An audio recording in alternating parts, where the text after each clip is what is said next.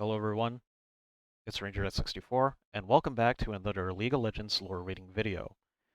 Before we get into the reading, I would just like to bid you all a very happy Halloween and a happy scaring. And in theme of the spooky month, we shall be reading Fiddlesticks' color story. So, let's get into it. Voices by Jared Rosen. 10 great kings took 10 great thrones. 9 crows adored 9 heads. One left to scratch upon their mounds, the crow alive and dead. An old Demacian poem, author unknown. It started when old Hubbard, drunk out of his mind on stale mead, and the dulled memories of some battle he'd probably run from, locked himself in a shack just outside of Goldwild. Deville tried to break the door in, good neighbor as he was, but the miserable fossil had more strength than anyone could have anticipated, bracing his entire body against the entrance as he babbled about heights and spiders and being pecked to death by birds. No one believed the man was being pecked to death by anything but a bottle, so we all went home, assuming, as one does, that with a day to dry out, the ordeal would sort itself out. Took only one night.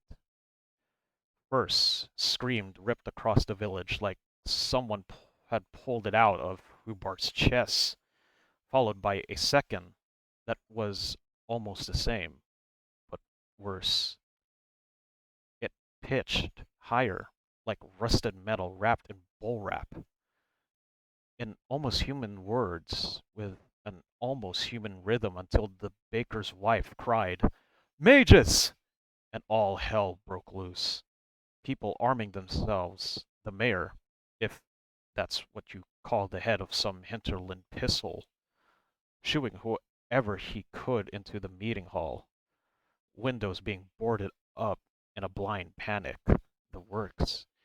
You've seen it 100 times, probably 200 since the claw headed up north.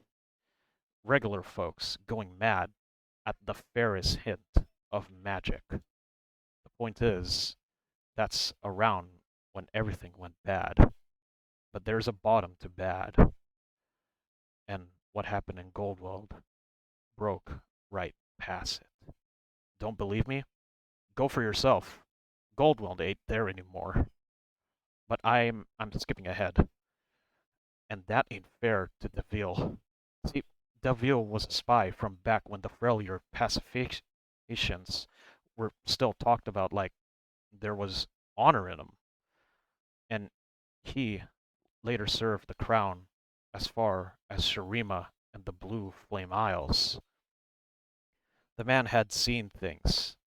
We're lucky out west, since the worst of the hinterlands have to offer are some stray raptors after the hatching seasons, and maybe a sun-cooked bandit or three. But Deville knew what was out there, what could be out there, and he gathered up all the folk who were willing to listen and organized a peasant militia to bring those supposed mages to justice. His plan was simple. First light, we're all going on patrol, 2 by 2, no one alone. Military stuff. And that gave us hope, getting us all up for a fight. For king and country, rah rah Demacia, and all that, you know? Until the sun comes up and a family's gone missing. Every one of them, 5 in all. Farmhouse torn to shreds, livestock slaughtered in their pens, doors all locked from the inside, windows all latched. They're gone.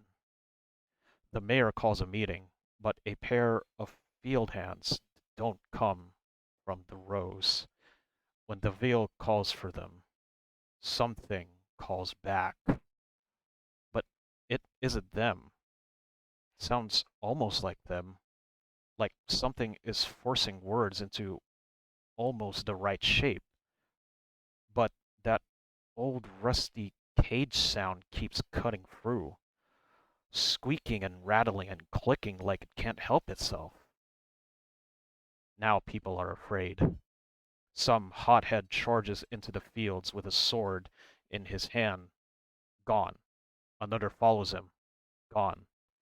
Blacksmith gets the wise idea he'll ride all the way to Ambervale or somewhere and call the guard, but the horse bucks him away half down the old trade road, and something pulls him into the rows.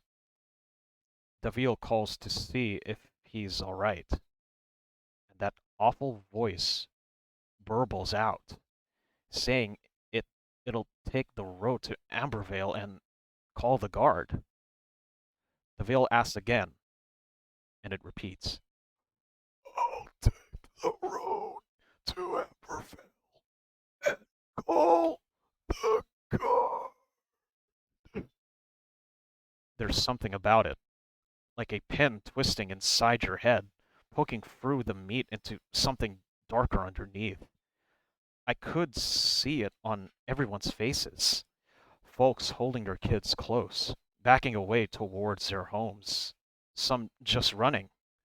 That voice could cut away all the parts of a person and leave him naked and afraid, shivering in the middle of a blistering afternoon. Like it was pulling something out of you, something it wanted. A little girl says she saw someone standing above the field where we keep the scarecrow.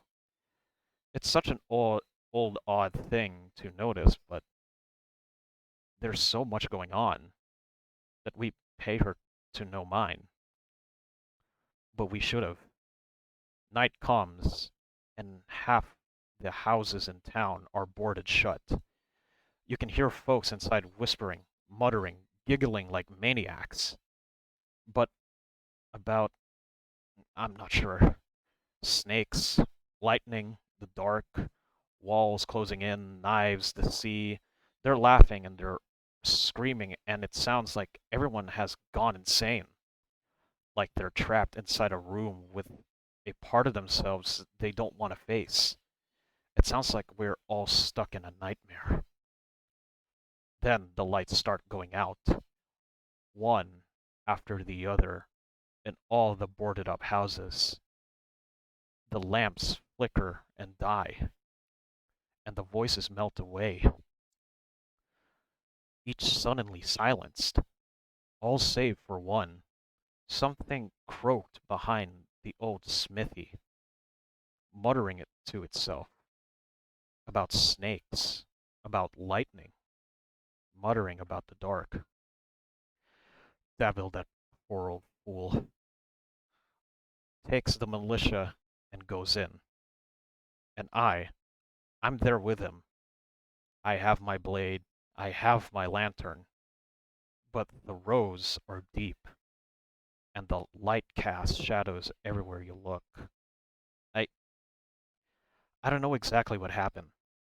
I saw a face, maybe, something looking back at me just ahead of Davil, but it was like he saw right past it, like that face just there for me, all lopsided, twisted sackcloth and rusted teeth, and behind it, something huge, splayed out on thin legs, but alive with hundreds of black birds rattling inside an old cage we'd thrown into the woods last year, and eyes, so many eyes. There's no one left in Goldwell now. If no one came after me, I'm the only one left. Hearing those screams fade behind me as crimson light poured out from between the cornstalks. That sticky crunching and the bellowing, tortured squeals of hogs and horses. And the crows, hundreds of them, thousands, But crows, they aren't. Can't you see? They're smoke and fire. They're not real. They couldn't be real. They followed that voice, the deep, rumbling voice beneath it all. Don't you see? Don't you? Oh gods, Deville! I left him behind. I left him there. There in the rows with that horrible scarecrow. Everyone, they're all dead. Gods! Gods! It must have followed me. Once it tastes your fear, once it knows you, it never lets go. It won't let you go. It won't. What's that voice? Can anyone hear? You don't hear it? Deville?